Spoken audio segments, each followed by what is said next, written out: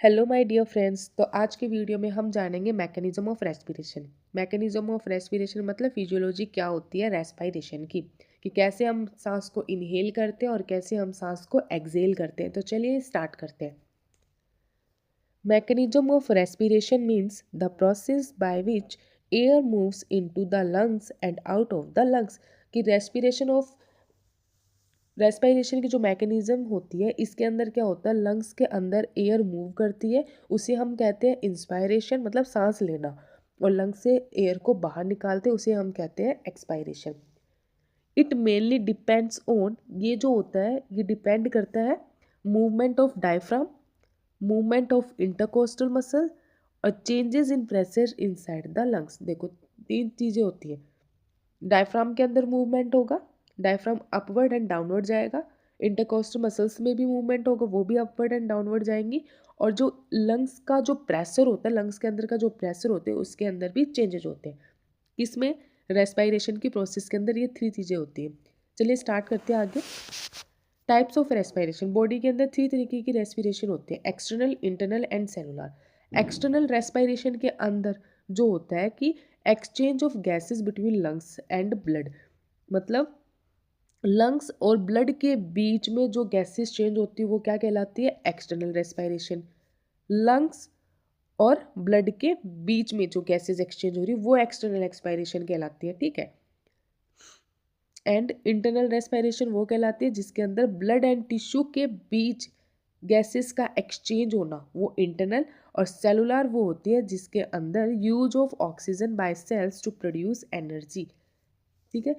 जिसके अंदर जो बॉडी की जो सेल्स होती है वो ऑक्सीजन का यूज़ करती है एनर्जी को प्रोड्यूस करने के लिए, वो होती है cellular respiration.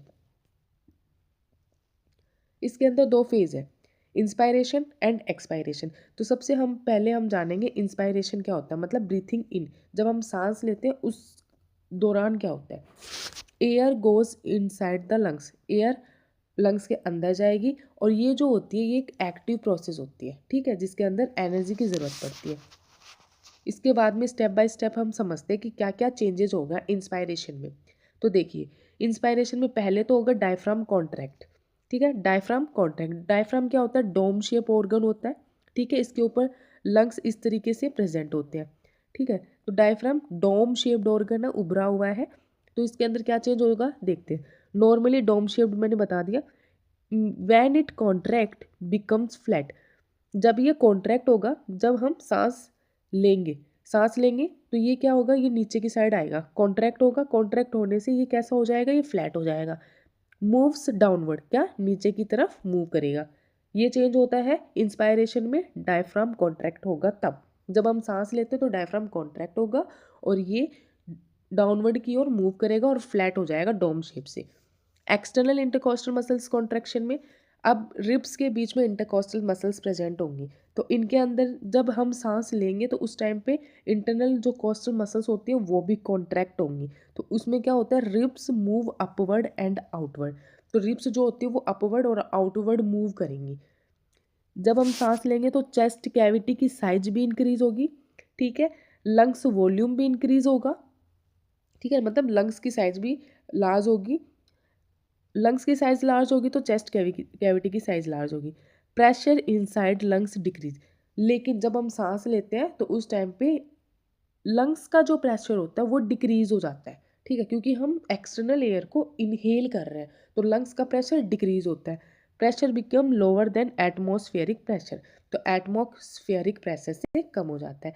Air enters lungs automatically, और उसके बाद में एयर जो होती है लंग्स के अंदर ऑटोमेटिकली एंटर कर जाती है। क्लियर। नेक्स्ट है एक्सपायरेशन। अब हम क्या करेंगे, अब हम सांस को छोड़ेंगे, ब्रीथिंग आउट। तो air goes outside the lung. Clear.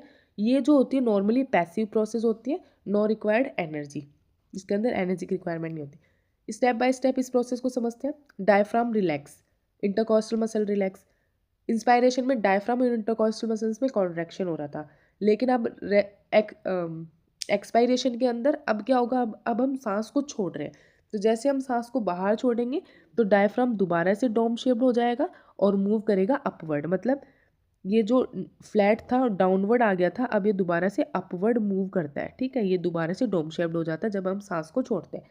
Intercostal muscles भी डाउनवर्ड एंड इनवर्ड मूव करती है, ठीक है, कॉन्ट्रैक्शन से हट जाती है और उनमें भी रिलैक्सेशन होता है। देन अब सांस छोड़ेंगे तो सांस ले रहे थे तब चेस्ट कैविटी इंक्रीज हो रही थी और लंग्स की वॉल्यूम इंक्रीज हो रही थी। अब सांस छोड़ रहे हैं अब तो चेस्ट कैविटी डिक्रीज होगी, लंग्स वॉल्यूम भी डिक्रीज होगी, लेकिन लंग्स के अंदर का जो प्रेशर होगा वो बढ़ जाएगा।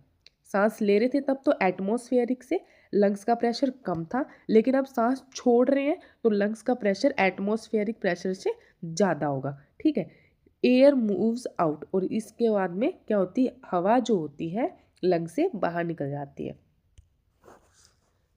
अब इस ब्रीथिंग की प्रोसेस के अंदर 3 मेन प्रेशर होते हैं, ठीक है, जो काम करते हैं। There are 3 important pressure. First is atmospheric, intrapulmonary pressure and intrapleural pressure. Atmospheric pressure क्या होता है, ये होता है आउटसाइड एयर प्रेशर होता है, मतलब बाहर का एनवायरनमेंट का pressure. Intrapulmonary pressure, pulmonary word होता है लंग्स से रिलेटेड, तो ये होता है लंग्स के अंदर का प्रेशर। इंट्राप्लूरल प्रेशर, ये प्लूरल कैविटी के अंदर का प्रेशर होता है। क्लियर, ये तीनों चीज़ें इंस्पायरेशन और एक्सपायरेशन के अंदर होती है। Air always move from high pressure to low pressure, ये चीज़ मैंने हाईलाइट की है यहाँ पे कि एयर जो होती है हमेशा हाई प्रेशर से लो प्रेशर की ओर मूव करती है। Should be remember this point, okay.